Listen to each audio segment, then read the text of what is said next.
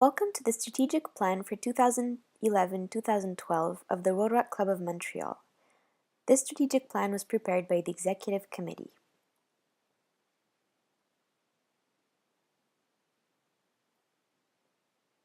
Now here's our promise. First of all, we would like to develop leaders within our club that are going to be trained through different trainings, programs, and activities. The goal is to maintain the activities of the club and run them, as well as to train for future generations of leaders so that the club may survive over the years. The second objective is to encourage the community, primarily the local community, through projects, although that does not exclude also participating in international projects. We wish to also strengthen the bonds between the Rotaractors and the Rotarians in our community, and to welcome all the Rotaractors who come from abroad and who come to either visit or move to Canada. Lastly, we would like to get the Rotary and the Rotaract known within our community. A regular month is comprised of many activities. Once in every 2 weeks, there is going to be a project planning meeting, which is mandatory, at least for 60% of presence or attendance required. And once a month, there is also a meetup project, which is a smaller, short-term planned project, punctual event, which will be organized for the local community. The project planning meetings are done for longer-term projects, such as big fundraisers or elaborate hands-on projects. Once a month, we also cancel the fourth meeting and replace it by a social to allow different members to bond with Rotaractors from our club, but also Rotaractors from other clubs. Once a month, there is a possibility for some Rotaractors to be invited to Rotary meetings to be able to enjoy a luncheon or a breakfast and talk to Rotarians and discover a little bit more about Rotary. And we may also volunteer. There's two types of events that we would volunteer in addition to that. They may just be events in our community with some of our partners, such as the Covered Garden or the YMCA, that are running in our neighborhoods, or we may lend a hand at the Rotary International affiliate clubs, such as our sponsor clubs, the Rotary Club of Westmount or the Rotary Club of Montreal, or any other Rotary club that may need a hand. Now, we have developed a special methodology regarding projects, and that is because we are a small club and cannot really afford to do absolutely all the projects that we might dream of. Therefore, we have to carefully select, evaluate where our resources are, and then plan for these projects. Now, our steps go into three different directions. The first one is to really have a brainstorming session with the team. After that is done and we have selected one event, we move on to doing a preliminary storyboard or a blue line of the project. That allows us to really have an idea of what type of resources are needed and how the event would be structured. Once that is done, the third step applies, and that is a very detailed project planning, including the budgets and the dates with deadlines that we can track to see whether there is progress or not, and if everything is on track with the project. To be considered a member, there are certain requirements. First, a member may be considered for joining membership after having attended 4 meetings in a row, participated in at least one community activity, and having been to a coffee with a Rotaract member for introduction to Rotary or to the Rotary or Rotaract 101 workshop. We hope that every member, before and after they have been pinned, may be able to both go for the coffee and attend the workshop so that they get a better insight about what is Rotaract in general and what makes our club specific. Lastly, they have to be voted in by the club members. And this is a simple way for us to really get to know people, interact with them for at least a month, and then decide together whether this is someone that will really fit into the vibe and the club and would be a nice person to work with. Now, the membership process is as follows. First, there are prospective members who come and visit the club. After 4 of these meetings, as we've explained, and a participation in a service project, these can become actual members. If they show up for more than 60% of the meetings and activities that are run by the club, then they are considered to be members in good standing. This is important because for most of the different programs that are offered by Rotary International, such as the RILA program, um, the members need to be in good standing, and also to move on forward to being a project director, an executive, or on different boards. Being a member in good standing is a must. Now, the project directors are people who have been appointed for short-term duration of times, and they run specific projects which have a beginning and an end date.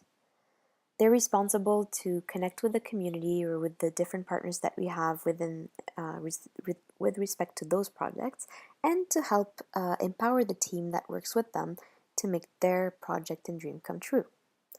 Now, these both the project directors and the actual members in the club are supported by the executive board. The executive board is the group of people who run the administrative, bureaucratic, and other concerns of the club, in the background, so that the club can actually run and do its projects. So they take care from everything from maintaining websites, taking care of publications, collecting the fees for membership, and making sure that all the kits and everything that the new members should get has arrived. To training and providing different opportunities for people to explore Rotary and be able to connect with people and with different programs.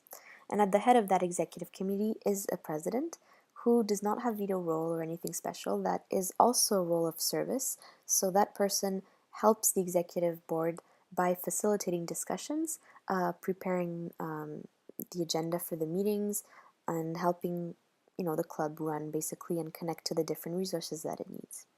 Now, once a member has done all these steps, they can actually apply for different positions. So it doesn't just end within the club. They can go on to be a district Rotaract representative and later have an international involvement, or they can choose to stay within the club at a club level and become an advisor on the board of directors. Now, talking about the membership fees, a club like this one cannot run with absolutely no funds, and therefore we've installed a membership policy. The membership isn't very expensive. It's $2 per month, and it can be $3 if you decide to chip in an additional dollar and get you the Rotarian magazine in exchange. This is a pretty good deal because the Rotarian magazine is actually one of the most popular publications. It's the official magazine that every Rotarian gets once they're members. And so for Rotaractors, that's really a great way to connect to the organization at a more global level and get to learn really what happens at the international level, what the different programs are, what the foundation is doing, and just get more of a feel for the Rotary culture. Now, the other $2, what they are going to are first of all the things that the members get. So these are the welcome kit, which include the Rotaract pin so that we can identify ourselves as members of the Rotaract Club, as well as a participation certificate, a number of different brochures on the Rotary different Rotary youth programs. So that includes the group study exchange, the ambassadorial and peace scholarships, the Rotary Youth Leadership Awards, as well as the youth exchange for next generation. Now, with this, we also get the basic training pack that Rotarians actually get when they join the clubs. And this is the Rotary Basics, which basically explains all the programs and the history and all the things that a new member should know about the Rotary organization. We also have a booklet called What is Rotary that explains in a more brief way how things work. A little pamphlet, What is Rotary, that's something that they can keep in their wallets and maybe distribute to prospective members like friends when they talk about it. And finally, different statistics and such, and about the foundation, where the money goes, what kind of programs we have, and a beautiful folder which we can bring to our own meetings and which allow us to really keep our notes and be organized at the Rotary Club, at the Rotaract Club. Now, the second portion of the money will go towards running actual trainings and preparing the projects. So these require different documents that we've made. We've custom made. They are synchronized with YouTube channels. They will be also distributed, we hope, through MDIOs internationally. And this is a method we've developed over the years and that we hope can help people really take projects from scratch and run them independently. So we empower people to learn management skills and really run their projects, even if they have very little experience prior to that. Conversely to that, we also have the meetup group, which is a once a month activity. And this is great because the meetup group allows us to not focus so much on the sale of tickets, but rather just run our events for the community and have them come to us and sign up for the activities. So it's great for fundraisers, it's great for activities like yoga in the park, or nutrition day with children, or things like that that we can, self-defense in the park. So things that we can really run with the children, with the families, with the immigrants, with everyone in the community that can just log in, find us, and decide that they want to join. The other great aspect of this is great practice for us to hone our skills because it's all about logistics. So every time, once a month, we get to do a very small scale project through the meetup one, which is done in parallel to the longer term planning. And this is great because the meetup, is an opportunity for us to try out our new skills, to really work at planning and making different events happen, fine tuning how we do that, and use those skills to really contribute to the longer term projects. And at the same time, it's great because it motivates Rotaractors. There's always something going on, whether it's this month and it's short term with a meetup event, or in the long term with one of our projects that we take 2-3 months to develop. That's really something great. And the fact that there's a YouTube video and tutorial to go with the PDFs just makes it way easier for people to grasp the idea and apply the theory and knowledge, on a practical level. And the last thing is a part of our budget goes towards printing the Rotaract newsletter that we produce every month, and that is delivered to Rotarians as well as to different partners that we have in the community to really make sure that everybody knows what we're doing, what we're up to, and that we can thank all the people who support us on regular basis, and share our stories and how they've helped us succeed. Now we can see here a chart with the fees per Rotaractors. Some fees are contributed on a monthly basis, whereas others are really things that are either sponsorships from Rotary clubs or the one-time registration fee. So it's a fee that we give the first time we join, but that won't happen again year after year. And then we can see how this budget is split between the different things that we've discussed. So the project plan and kit, so it's $2 that come in every month, eventually $3 for those who take the magazines. The $2 goes like this. It gets split towards project planning kit, a marketing and PR budget, the meetup fee, as well as the pins, the welcome kit, the membership certificate, and participation to RILA. So that's banking also on the one-time fee registration and the RILA sponsorship for those who received it this year.